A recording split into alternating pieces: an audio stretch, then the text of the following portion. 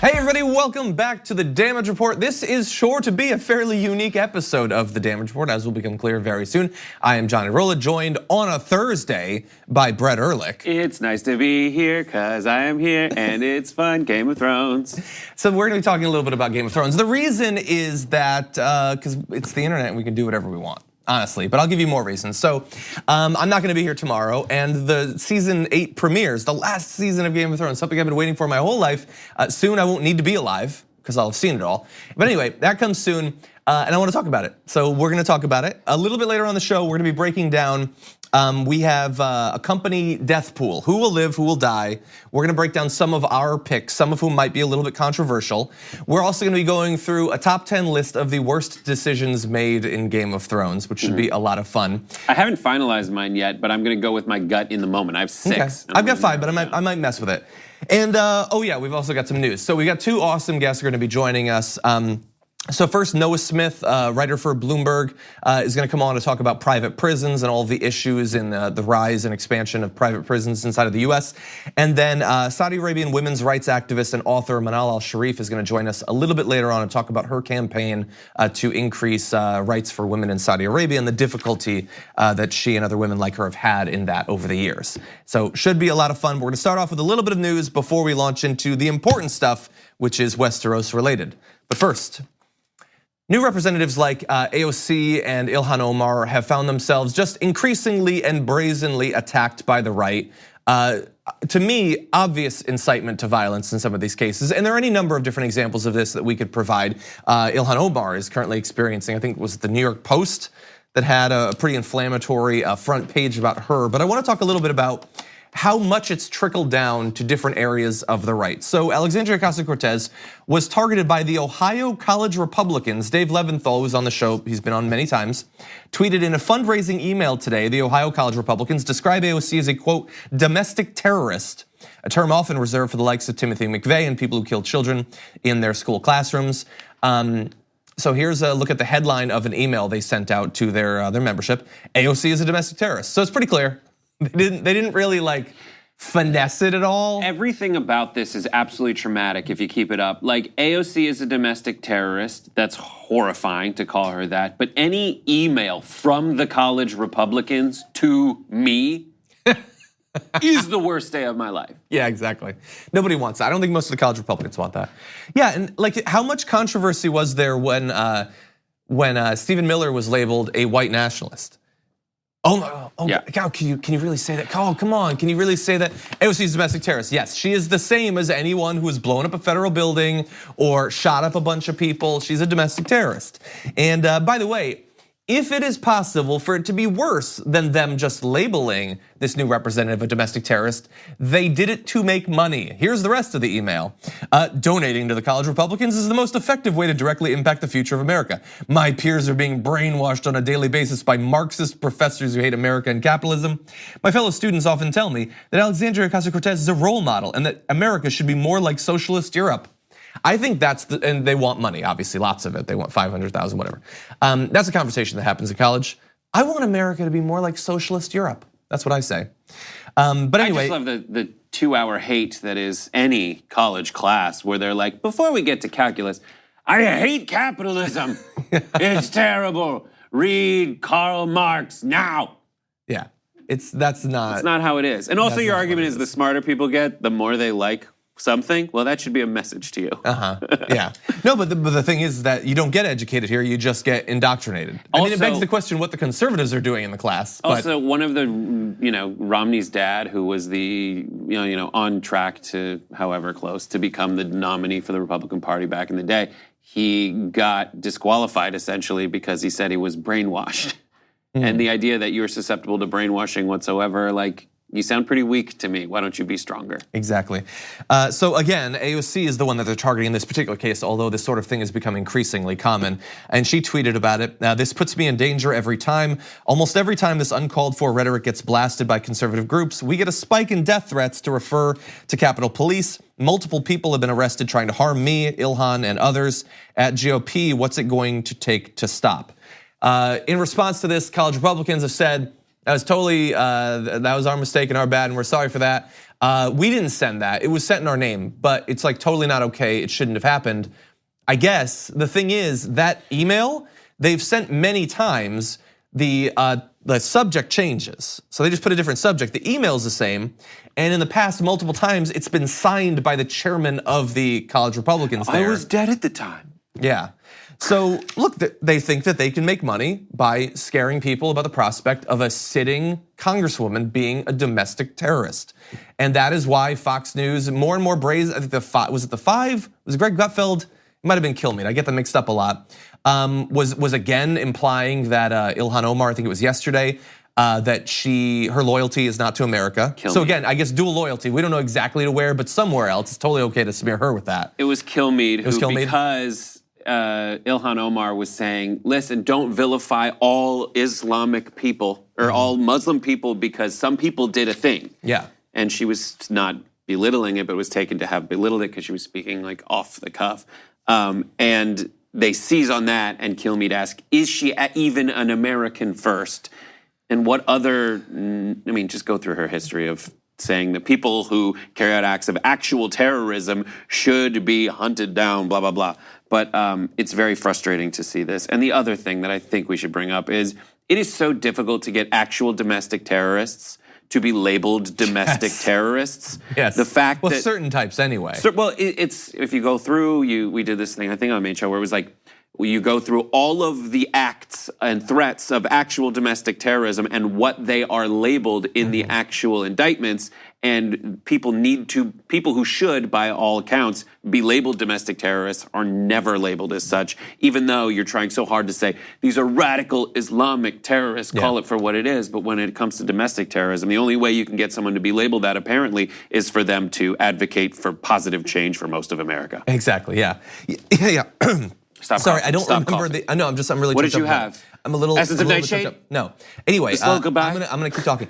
So I forget exactly what the study was, but it did imply that depending on whether the suspected domestic terrorist, so the person should they be labeled domestic terrorist, if they're white or not, it takes it's 7 times rarer that they'll get labeled it or something. Anyway, do a little bit of Google foo and you'll find it. But yeah, that's depressing. College Republicans think that they can make money off of this. Fox News thinks that they can generate ratings for this. I mean, I'm sure if it works for the college Republicans, when we get into the thick of the next round of congressional elections, are Republican congressmen not going to be demonizing her and possibly inciting violence to make a little bit of money? I find that a little bit hard to believe. With that, let's move into other news. Taxes, the situation very different than it was thanks to Donald Trump and his tax bill, which we were told would not hurt the bottom line for the government, would stimulate the economy. Turns out all of that's kind of a lie, but there's also some other side effects too. More than twice as many companies this year as in previous years have paid 0 or in fact negative taxes. And apparently as a result of the drastic slashing of the corporate tax rate under Trump early last year. At least 60 companies reported that their federal tax rates amounted to effectively 0 or even less than 0, some made money. The number is more than twice as many as found in earlier studies. These are not tiny little companies. Among them are household names like Amazon, Netflix, Chevron, as well as is that the John Deere manufacturer? And we're also talking about big money, of course, because these are big corporations. Instead of paying $16.4 billion in taxes, these companies enjoyed a net corporate tax rebate of $4.3 billion. And it all went to employee salaries. Exactly. Right? They installed new ball pits and smoothie stands. You get a tractor, and you get a tractor. No. Yeah. And so in this particular case, I love how sometimes the news lines up, where I saw this morning, perfect like crystallization of the Republican approach to taxes. Like say whatever you want about stimulating the economy or whatever effects supposedly it'll have down the line. What we know it'll do is rich people will bring home more money and the corporations will save a ton of money. And we're seeing that, that's borne out. That's their strategy. There are people who want to go in a different direction. And so today, Elizabeth Warren proposed a new way to tax gigantic corporations. She wants a new 7% surtax on profits of the largest corporations exceeding $100 million. But what's really interesting about it is instead of taxing corporate income as defined by the IRS, that tax would apply to the income, the profits that they report to their shareholders. Because very often, those two do not line up. Which is insane. Yeah. Which is exactly the problem. It's everything is geared toward paying back your shareholders and not the people who helped make your company successful, your employees, even like your middle and lower management people. It doesn't go to them, it only goes to your shareholders. That was brilliant of her to identify that. I haven't seen anything like this before. So brilliant, in fact, that people aren't going to be able to understand it, sadly.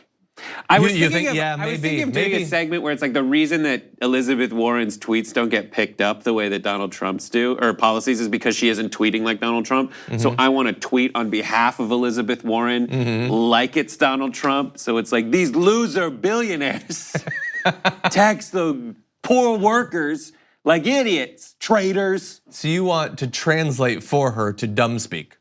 Yeah, I think that would be great.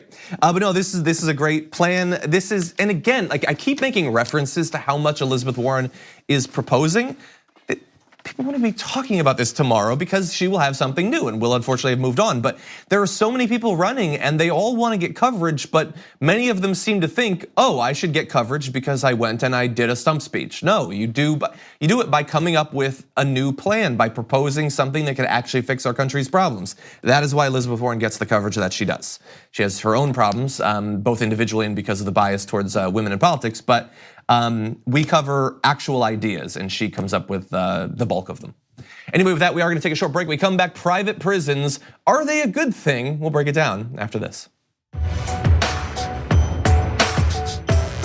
We need to talk about a relatively new show called the Republic, or UNFTR. As a Young Turks fan, you already know that the government, the media, and corporations are constantly peddling lies that serve the interests of the rich and powerful. But now there's a podcast dedicated to unraveling those lies, debunking the conventional wisdom. In each episode of the Republic, or UNFTR, the host delves into a different historical episode or topic that's generally misunderstood or purposely obfuscated by the so-called powers that be, featuring in-depth research, razor-sharp commentary, and just the right amount of vulgarity. The UNFTR podcast takes a sledgehammer to what you thought you knew about some of the nation's most sacred historical cows. But don't just take my word for it. The New York Times described UNFTR as consistently compelling and educational, aiming to challenge conventional wisdom and upend the historical narratives that were taught in school. For as the great philosopher Yoda once put it, "You must unlearn what you have learned." And that's true whether you're in Jedi training or you're uprooting and exposing all the propaganda and disinformation you've been fed over the course of your lifetime. So search for UNFTR in your podcast app today and get ready to get informed, angered, and entertained all at the same time.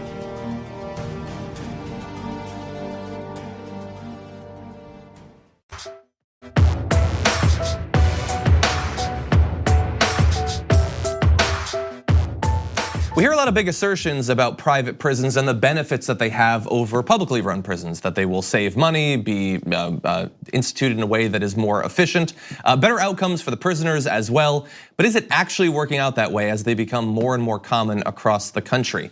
Joining us now to break it down is Noah Smith, Bloomberg opinion columnist. Noah, welcome to the Damage Report. Hey, thank you. Very glad to have you here. I enjoyed your piece recently in Bloomberg about this. And so I wanted to talk to you about private prisons. And it's an example of what you term sort of pseudo-privatization. Can you give an example of how that actually works? Basically, pseudo-privatization is when you have private people making the money and administering the thing, but government actually just foots the bill. It hands it off to some, private contractor and says, here's a bunch of money, do what you want with it. An example is like mercenaries. No-bid contracting, no-bid government contracting is another example, and of course private prisons. So basically, you have the benefits. You have none of the benefits of privatization, even theoretically, like from competition. Instead, you just have all the downsides, which is lack of accountability. And so I alluded to some of what are given as examples of why we should have more of these, that they will save money and stuff like that. You've looked at the actual evidence. How does it actually shake out? Do they actually make good on any of the promises made to justify them? Well, no. So there have been a lot of studies about whether they save money, and none of the studies really finds that they save money. on a per person per day basis, they cost the same as other prisons. But ironically, because there's this sort of stereotype that they cost less, judges, when there's more private prisons, judges end up sentencing people to longer prison sentences, which actually increase total costs, and of course is bad for the people who get locked up for longer in prison. Yeah, I found that to be really fascinating because that's not what I would have expected. What about other hidden differences between the two, things that crop up just sort of naturally from there being private prisons? What else came up in your research? Well, there's a lack of accountability, and so you see a large amount of abuses. And then in terms of actually improving outcomes, private prisons don't have any difference in recidivism, so people are just as likely to turn to a life of crime after they get out as from other prisons. So there's no real improvement there. So you're not saving on cost, and ironically, you're probably losing on cost because judges are handing out these larger sentences. And at the same time, you're having more abuses because there's just less accountability and oversight. So it's pretty much a net loss for the public to have these private prisons. And so you talk about in the article that there are mainly, I believe it was 3 corporations that run the vast majority of these private prisons, correct? That's right. And so, the benefit of privatization is supposed to be that you have competition, but in practice, we really don't. We have these 3 companies dominating the entire market, and that basically removes any real benefit that privatization could give. And obviously, because they're big corporations and there's a lot of money to be made, they do quite a bit of lobbying. And in particular, in some states rather than others. It's not necessarily equally distributed across the country. I know that recently there's been some effort from some politicians to sort of push back against the spread of these private prisons. Based on your research and the money that's sort of flowing back and forth, does it seem like that's likely to be successful?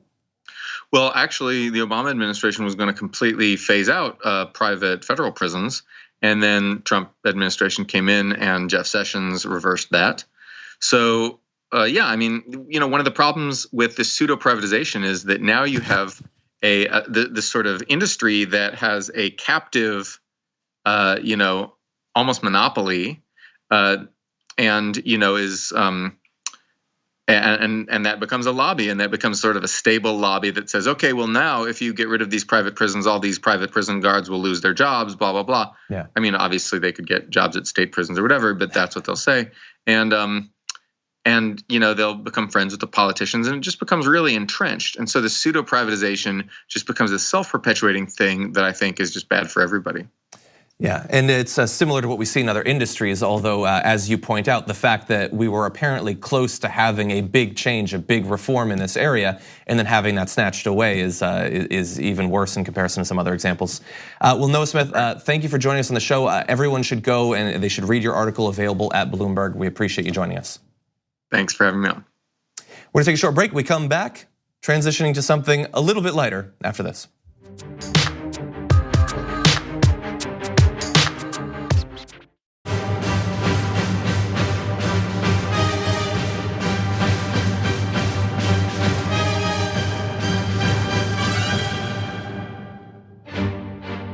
Okay, it's time to talk Game of Thrones. In a lot of ways, Game of Thrones is a story of people making hard decisions and often decisions that they immediately regret. And so in this video, we're gonna break down the 10 worst decisions in Game of Thrones history. Brett, you've been going through your list. What is your number 5? Number 5 is Daenerys not listening to Lady Olenna. There is a time when Lady Olenna takes, first of all, spoiler alert, blah, blah, blah. Oh yeah, no, this is obviously all spoilers. So if you haven't watched all of season 7, don't watch this. No, go watch season 7 now. We'll wait, come back, yes. Watch all the show. Okay, so Lady Olenna, the Queen of Thorns, the, prickly, funny, the sassy, witty older woman. Yes, she goes. Awesome. So at a time when Daenerys is taking too much advice from her, from Tyrion and everyone on trying to play the politics of Westeros, Lady Olenna says the lords are sheep. Just if you're a dragon, be a dragon. She does not act like a dragon. She does not just immediately storm King's Landing, and she loses most of her allies in this weird and attempt at being the diplomatic conqueror. Yeah, that doesn't need to happen. She should have listened to Lady Olenna, who knew that for so long. It ends up actually costing Lady Olenna the ultimate price. Yeah. Yeah, and when she does finally be a dragon, it starts to work for her. It works. Yeah. But we've lost time and we've opened ourselves up to an ongoing war with Cersei and company as you try to tackle the true menace in the north when you could have gotten rid of that just by listening to Lady Olenna. This is one of, so I was saying in the break that this series generally doesn't do the thing where people make bad decisions to benefit the plot. This is one of those. She comes, she's too strong, they can't have her just win, so they come up with excuses for her to not just attack King's Landing, but it doesn't really read. Yeah. Okay, my number 5 is, this is the most reasonable wrong decision, but he does regret it. It's the Viper taunting the Mountain when he's got the Mountain on his back. Like, dude, you won. Nobody thought you were going to win, but you won, somehow you won. You got what you wanted, but it wasn't enough. And so you start taunting him and your brains end up scattered all over the cobblestones. And it was devastating. Awesome scene, good job there. But Pedro Pascal was such a good actor, I would have loved to have gotten another season or 2 out of him. Yeah, that is a great answer. It is a frustrating thing. And that one's the kind that gets more frustrating when you watch it again. Yeah. Watching it again, I'm like, oh my God. That scene plays out so magnificently. The first time you watch it, they build the tension that you don't know what's happening. It is an onslaught from the get-go of the Viper taking down the Mountain. And you're like, this isn't gonna work. Oh my God, it's great. Yeah, he's doing it. And it also benefits. You're doing it, Peter, you're doing it. But it also benefits from this weird thing where you're watching and be like, this is like the 3rd trial by combat. It's gonna work for him again? How are they gonna get away with the champion defeating the one who represented law to begin with? But it just is so devastating. It's devastating. And not to mention physically Disgusting. wrecking you to watch. It's just disgusting. Yeah. Okay. For me, number 4 is Renly not siding with Stannis. Yeah. It is very frustrating because if you're Renly and Stannis is your bro, literally, and he's older than you, and you're claiming some kind of natural line of succession. Of course, Renly does realize that politics are at play here, but he has no claim to that throne. Yeah. None. Well, and the thing is too, I don't really remember in the books exactly how it plays out, but we don't know enough about Renly to set up that he would spurn his brother and try to take it for himself. Well, he does have a moment with Ned Stark in the Capitol where he's like, listen, no one would follow Stannis. He's not good. We hate him. So I'm gonna cut some corners and I have more people. That's all true, but to turn against your family is one of the biggest things a character can do in Game of Thrones, and that one really isn't set up. Yeah. And it doesn't work out for him. Yeah, so you've pointed out to me that mine too are weighted down in horribility of decision, essentially because they don't necessarily feel motivated by the thing that makes Game of Thrones great, which is characters who make decisions based on what they value. This one I might just not be remembering. These are plotty, and I get it, but just so you know, that is why they're at the bottom of my top 5 list. Well, my number 4 is a weird one, but it's kind of a pair. But the way that the slavers act doesn't make any sense. So they sell 8,000 Unsullied to Daenerys Targaryen, and shockingly, she turns against them, which nobody was expecting. But like anybody could have done that, with or without dragons. You've got an army standing in the middle of your city. You hand over ultimate control with no controls of your own on that. Why wouldn't anyone sack your city? Say that? Wait, what? He hands over the whip, he gets his dragon. Oh, yeah. She's got 8,000 soldiers. That's 99% of the soldiers in the city. Why wouldn't they take over? Yeah, he was blinded by his dragon wanting. I guess he did want the This all dragon. happened so fast to him. It did. Because he was like, listen, you're gonna get 20 of those dudes probably, because you look pretty poor. Yeah. Then it's, hey, dragon. And he's like, yes, I want that. Didn't really think it through. He has a dragon. Yeah. They probably don't sell thousands at a time normally. Right. And then they sail to Marine knowing that she has dragons, you fools. Yeah. Anyway, they made some bad business decisions. Yeah, but they are pretty effective when they bind together by the order of the Harpy or whatever it is. That's true. They got some gains there. Okay, what's your number 3? My number 3 is not marrying the Frey girl. Oh yeah. Dude. You can, but listen, Khaleesi. I understand that Una Chaplin's one fine human being. She's great. She is not only a great doctor, But oh, doctor. No, but they really bond, and That's true love I saw. it is true love. And who would blame him? Yeah. Because I was in love with her and I never met her. Jesus. But you made a promise to the Freys. You didn't marry the Frey girl, and as a result, you lost everything for your family. So that was real stupid. Yeah, a lot of people died because he happened across this nurse woman. Yeah, that was a bad call. My number 3 has to do with Littlefinger. Littlefinger's thing is that he is the manipulator. He thinks about more options. He is playing 10-dimensional chess. All of that, and all of it's basically true. He is what drives the plot initially of the whole series. Super smart and clever. But his ultimate flaw is that he can't stop telling people how manipulative and clever he is. That undercuts your ability to deceive people if you keep telling them, like, I'm working behind the scenes. And that trains Sansa to not trust him. It trains her to be able to tell when he's manipulating her. And that ultimately gets his throat slit, because he couldn't stop bragging about how much smarter and more deceptive he was than everyone else. Do you think he actually loved Sansa? On some level, I don't think he had the ability that everyone else does necessarily to feel true emotions, but I think he was attracted to her. I think he did protect her more than he needed to, maybe. Even on the rewatch, it wasn't very clear to me whether he was using that, because he does give her over to That's true. the Boltons.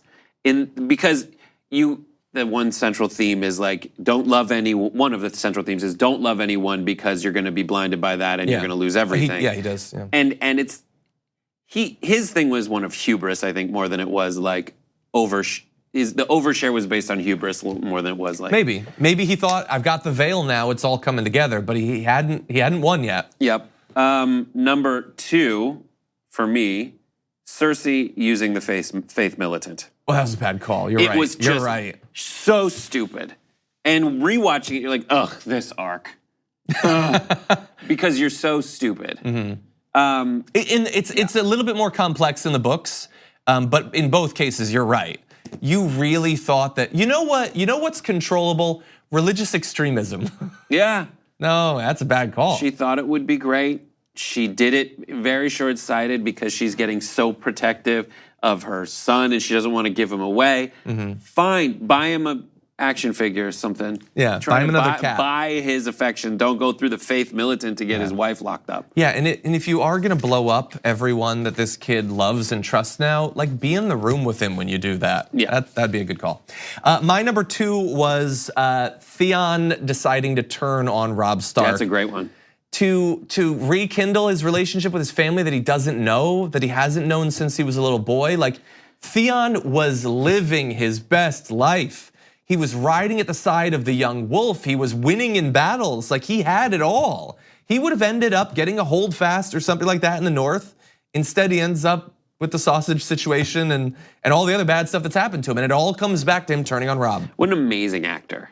He's a very good actor, and that is underrated, I think. And that is one where it's motivated by the character. I see that internal struggle happening and playing out. Okay. But you fool. And he knows it. And when Ramsay makes him think that he's escaping and is leading him away, and Theon admits that he was wrong, he chose wrong, he should have chosen the Starks. I love that scene more than almost any other scene in the series because he's admitting that, not under torture. He's admitting that when he thinks he's already escaped. Yeah. And he still knows what he did wrong, and I love it. Yeah. Yeah. What's your number 1? Number 1 is Ned Stark not going with Renly. Yeah. Or whatever. Spoiler alert, that's my number 1 too. Yeah, okay, so we can agree on that. And it really is so amazing. Why do you think it's your number 1? Well, my number 1 is specifically warning Cersei. Yeah. Like you're gonna have to do something difficult. He's even willing to compromise his ethics a little bit working with Littlefinger, but he still feels like he has to warn Cersei. He has to protect the kids and all that. He tells her she can flee. He doesn't know her at all. He doesn't know how this game is played at all. But that is the most Game of Thrones thing, and it's the most significant decision for redefining how television works in America. Because before that there was hero armor. Before that there was, I know him. He's the leading actor who I recognize in the series. He'll be around forever. And watching it back is utterly different than watching it the first time through. Watching it the first time through, I did not see it coming whatsoever. Rewatching it, I see it coming a mile away from the first scene, essentially, of the movie, because now I look at Game of Thrones, I look at all television the way I look at Game of Thrones, which is not the good guy wins because he's good and the bad guy loses and acts every way because he's bad.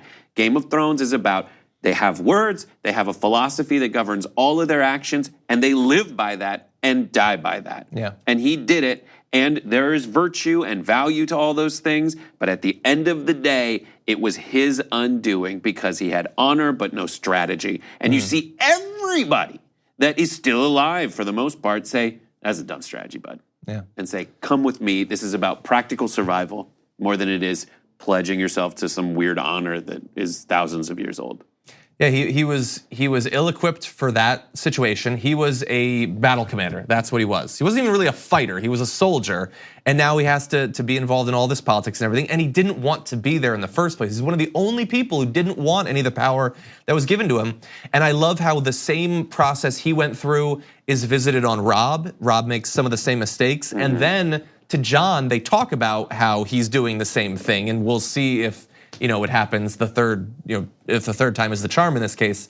But yeah, it just such bad decisions on his part. And it was so long ago I read it initially. I don't even remember, but I was shocked. I know I was shocked, but I can't even remember how shocked I was. Yeah. Terrible decision, Ned Stark. Anyway, let's see in season 8 how many bad decisions are made. There's a lot of room. Some people, Jaime's potentially switching sides. Tyrion is gonna confront Daenerys and Jon over their new relationship. There's a lot of room for people to make more bad mistakes. Yep. Yeah. And we'll be doing reviews for the Young Turks, so get ready for those. We are gonna take a short break though. When we come back, more to get to after this.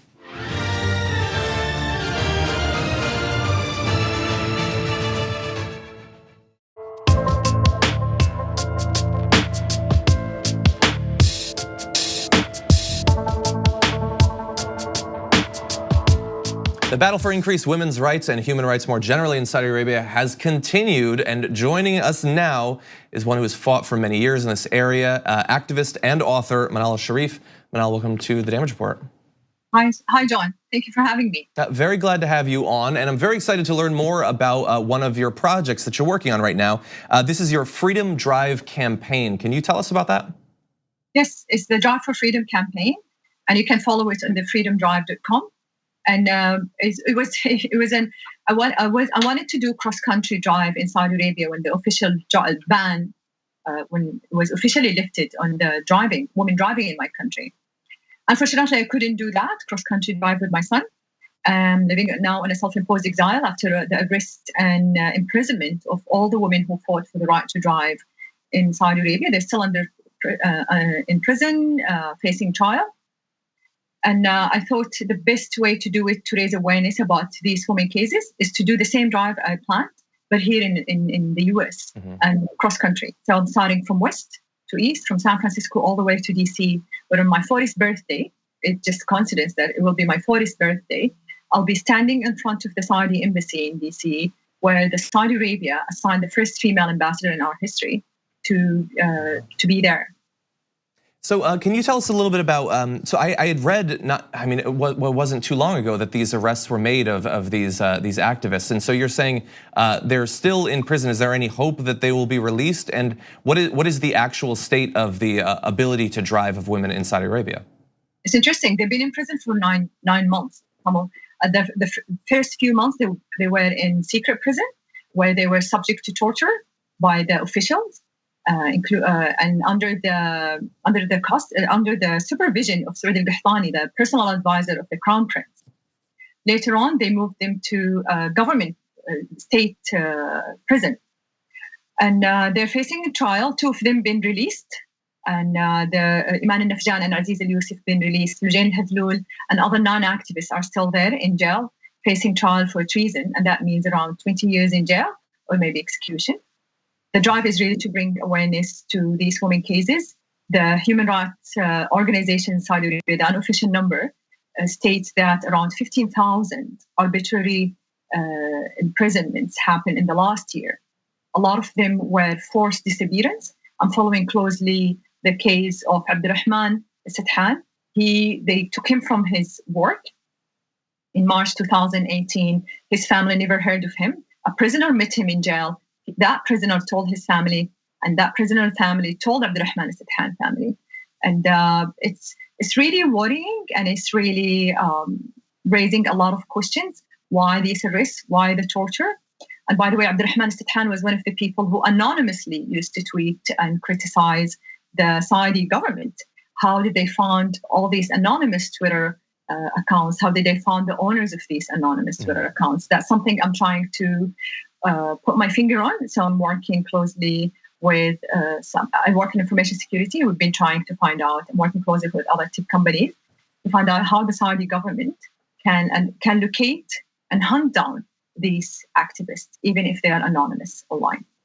I wanted to get your perspective a little bit more broadly on the situation in Saudi Arabia having to do with Mohammed bin Salman, who, at least early on, as someone working in media in America, it seemed like he was really embraced by economic and political elites inside of the US and in some countries in the EU as well.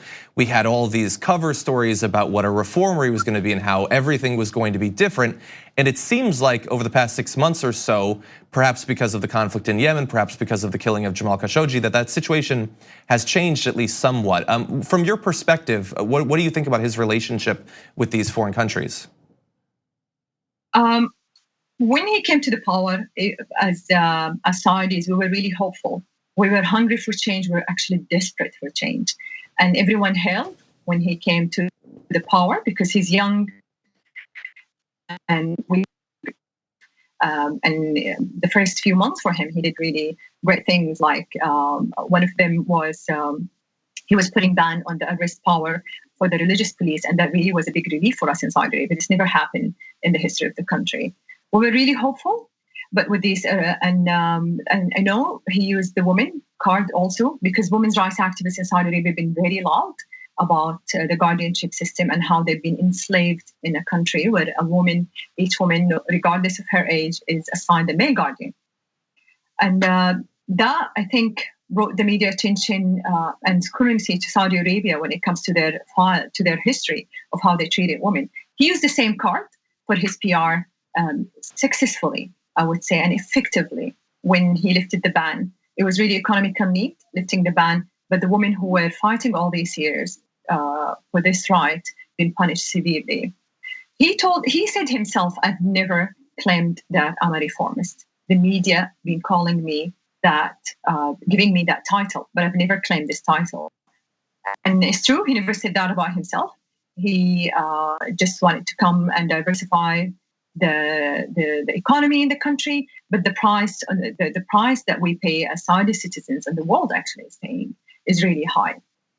More Saudis are running away and fleeing the country, whether applying for asylum, like Saudi women. There are 80 reported cases in Australia today. That's the country I chose to live in a self-imposed exile. 1,000 cases was recorded in 2018 of asylum seeker from Saudi Arabia. After Jamal Khashoggi, I think Jamal Khashoggi assassination, brutal assassination, and the way he was dismembered, and the CIA investigation came with one result, one conclusion, that this type of operation would not be carried out without the blessings and the knowledge of the Crown Prince. The reaction to that assassination was really disappointing, the international reaction, especially the reaction of the US administration. Apparently, they continue giving him logistic support when it comes to the Yemen war. They continue giving him support when it comes with all these human rights violations. We've been calling for Magnitsky Act, Human Rights Accountability Act, where you have targeted sanctions to the officials, the Saudi officials that were involved in Jamal Khashoggi case and the imprisonments of these women rights activists. Well, Manal, I want to thank you for joining us on the show, breaking down that situation. I'm excited to see what happens with your campaign. And I also wanted to direct people to your book. It is Daring to Drive, My Life as an Accidental Activist in a Kingdom of Men. Thank you again for joining us on the Daring Report. John, can I just, you can follow the hashtag #IDrive4Freedom to follow the drive. Thank you so much. Thank you. We're gonna take a short break here. When we come back, just a little bit more for you.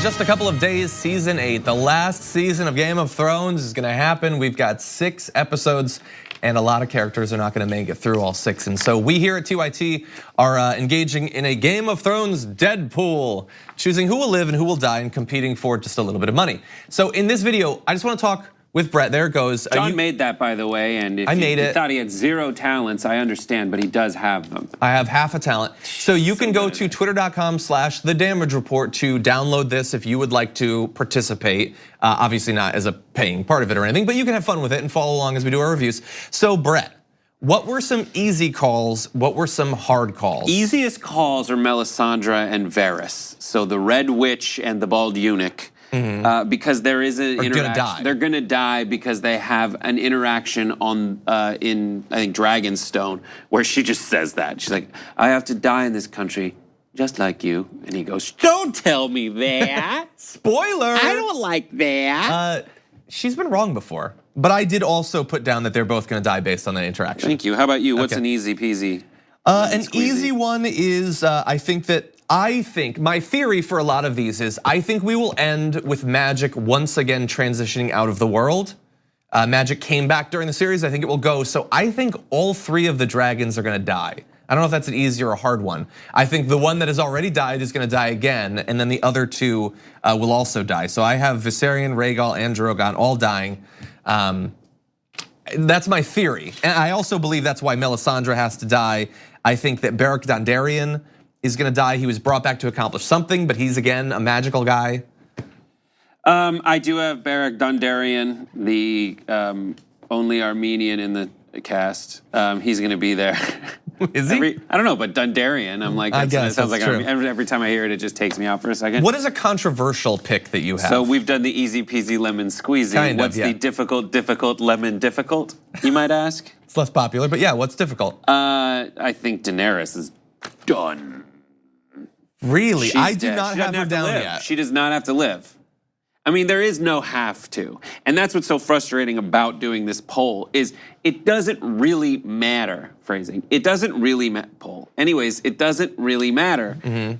It just might come down to, and it sucks that George R. R. Martin dresses like the captain from Captain and Tennille. It's just like this pirate guy just being like, I did this to you. Yeah. But there's no need for Daenerys or her dragons really to survive because we find that Jon Snow is actually who he is. And as a result, like if there is a justice in this world that we're gonna gravitate toward, it doesn't need to involve Daenerys.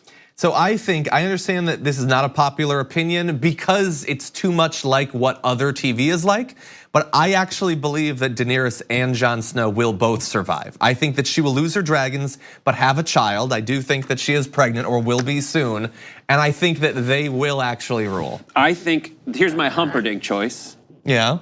My to the pain person choice is I think Cersei lives. No, nope. I think Jaime tries to kill her, fails and dies. I think that Cersei lives, marries Jon Snow. They say that that's his kid and order is restored. That's dumb. That's dumb. That's so dumb. It is dumb. He's not marrying Cersei. And it's this weird, like I have been absolutely tormented by this series into thinking this is some kind of messed up thing that George R. R. Martin will do. You're a dummy. Because George R. R. Martin is short for George Martin. Yes. Okay, so I have one quick set of deaths. I think there will be several people who will get to die an honorable death, protecting someone or saving someone. I think Theon will die early in the season saving Yara. I have that same thing. Yes. I think Jaime will die in Brienne's arms having done something. I don't know what. I'm with you. I think Jorah Mormont dies to save Daenerys. I think he's earned it. Yeah, he's done. I think Gregor Clegane will get killed by Sandor, I hope. I think Bran is gonna die. Again, I don't see him surviving as this magical raven guy. I think he's gone. I haven't decided about Arya and Sansa yet, but I do think Bran is gonna die. Arya's done, Sansa lives. Arya might die. All the people who are good, like the Onion Knight, done. I haven't decided Grey on him, Worm, I just love him so much. Grey Worm and Missandei, they last, they have a spin-off show. Missandei, actually, she- Don't put an X on her. Teleports to my house. The I think that the original. Well, we got to wrap it, unfortunately, but we will be doing reviews. You can follow those reviews on the Young Turks. Become a member, you'll get them. We'll be breaking down every episode as it happens. Thank you, Brett, for joining us. Great to have you here. Thank you, everybody, for putting up with us, and we'll see you tomorrow.